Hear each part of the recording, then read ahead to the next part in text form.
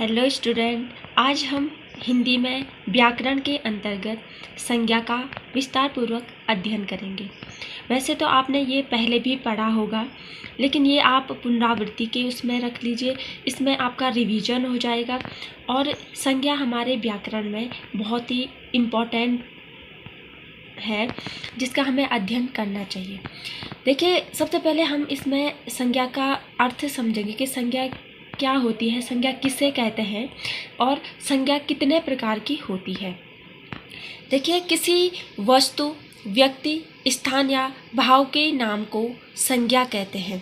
किसी वस्तु, व्यक्ति, स्थान या भाव के नाम को संज्ञा कहते हैं। जैसे राम, सीता, मोहन, ये व्यक्ति हो गए। पौड़ी और स्थान में आपका आएगा पौड़ी हो गया, पैठानी हो गया, ठीक है। और मेज, कुर्सी, पुस्तक, ये आपकी वस्तु में आ जाएगा। और रोना, हंसना या जैसे बुढ़ापा है तो ये आपका भाव में आ जाता है। इस प्रकार क्या होता है, हम इसी से समझेंगे कि राम, सीता, मोहन क्या है, ये क्या है, एक क्या है, व्यक्ति है। पौड़ी, पैठानी स्थान है। मेज, कुर्सी पुस्तक है। और रोना और हंसना क्या है, एक भाव है। इस प्रकार हम समझ सकते हैं कि किसी वस्तु, व्यक्ति, स्थान या भाव के नाम को संज्ञा कहते हैं।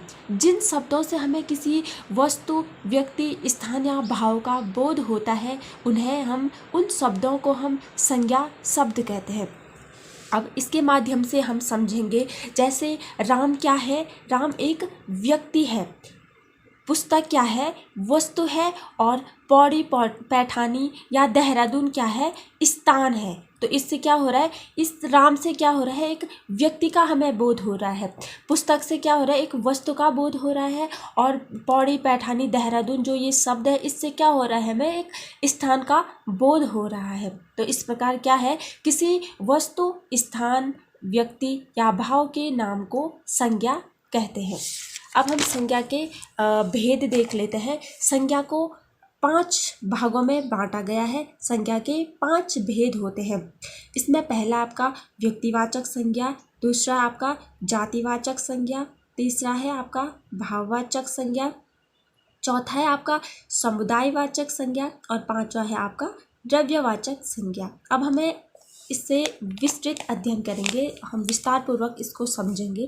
सबसे पहले आप ये समझ लीजिए संज्ञा को कितने भागों में, संज्ञा को आप ये समझ लीजिए 5 भागों में, ठीक है, 5 भागों में बांटा गया है। व्यक्तिवाचक संज्ञा, जातिवाचक संज्ञा, भाववाचक संज्ञा, समुदायवाचक संज्ञा और द्रव्यवाचक संज्ञा। अब व्यक्तिवाचक संज्ञा किसे कहते हैं, जिन शब्दों से किसी विशेष वस्तु, स्थान या प्राणी का बोध होता है, वे शब्द व्यक्तिवाचक संज्ञा कहलाते हैं। जैसे महात्मा गांधी, ये क्या है, एक व्यक्ति है, एक प्राणी है। सूरदास हो गए। रामचरितमानस क्या है, एक पुस्तक है, पुस्तक वस्तु में आ जाएगी आपके। कुरान हो गया, ये वस्तु में आ जाए। और दिल्ली, आगरा जैसे ये जो शब्द है, इससे क्या होता है, किसी विशेष स्थान का बोध होता है। तो व्यक्तिवाचक संज्ञा किसे कहते हैं, जिन शब्दों से किसी विशेष वस्तु, स्थान या प्राणी का बोध होता है, वे व्यक्तिवाचक संज्ञा कहलाते हैं। जातिवाचक संज्ञा, जिन शब्दों से किसी वर्ग या जाति का बोध होता है, वे जातिवाचक संज्ञा कहलाते हैं। इस जैसे पशु हो गया, पशु क्या है, किसी का नाम नहीं है, इससे क्या पूरी जाति का हमें बोध हो रहा है। जैसे देश हो गया, किसी एक व्यक्ति के लिए, एक राज्य के लिए नहीं है, वो पूरा क्या है, एक पूरा देश है, संपूर्ण जाति का उसमें हमें बोध हो रहा है। जैसे मनुष्य है, तो ये क्या है, पर्टिकुलर एक व्यक्ति का नाम नहीं है। मनुष्य शब्द से पूरी जाति का बोध होता है। और नगर भी इसी के, इसके उदाहरण, जातिवाचक संज्ञा के उदाहरणों में पशु, देश, मनुष्य, नगर, ये क्या है, जातिवाचक संज्ञा के उदाहरण हैं। भाववाचक संज्ञा, जिन शब्दों से पदार्थों की अवस्था, गुण, दोष, भाव या दशा, धर्म आदि का बोध हो, उसे भाववाचक संज्ञा कहते हैं। भाव का हमें पता चलता है भाववाचक संज्ञा में। जैसे बुढ़ापा हो गया, मिठास हो गई, भाव है वो उस चीज़ का। जैसे बचपन हो गया, मोटापा हो गया, थकावट हो गई। और रोना हो गया, हंसना हो गया, या जब दुखी होते हैं तो ये क्या है, ये भाव होते हैं, मनुष्य के भाव होते हैं। इसी उससे इन शब्दों से हमें क्या मनुष्य के भावों का पता चलता है, इसीलिए उसे भाववाचक संज्ञा कहते हैं। समूहवाचक संज्ञा, जिन शब्दों से व्यक्ति या वस्तु के समूह का बोध होता है उसे समूहवाचक संज्ञा कहते हैं।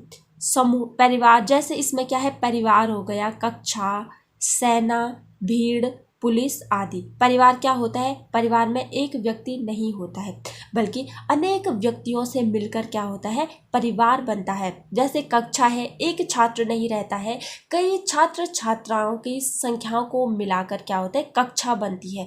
जैसे सेना हो गई, भीड़ हो गई। भीड़, हम एक अगर कहीं पे एक व्यक्ति खड़ा हो रखा है, हम उसे भीड़ नहीं कहेंगे, हम उसे एक व्यक्ति कहेंगे। लेकिन कई लोग, कई संख्या में लोग अगर एक जगह पे इकट्ठे हो रखे हो तो हम उसे क्या कहेंगे, भीड़ कहेंगे। उसमें क्या, एक समूह का हमें बोध होता है तो उसे हम समूहवाचक संज्ञा कहेंगे। जिन शब्दों से व्यक्ति या वस्तु के समूह का बोध होता है उसे समूहवाचक संज्ञा कहते हैं।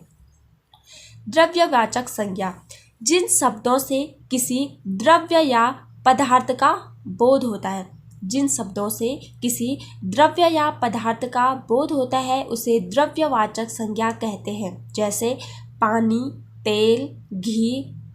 पदार्थ में आ गया आपका लोहा हो गया, सोना हो गया, और द्रव्य में पानी, तेल, घी, दाल इत्यादि जो ये शब्द है, इससे क्या होता है, हमें द्रव्य का बोध होता है तो इसे हम द्रव्यवाचक संज्ञा कहते हैं।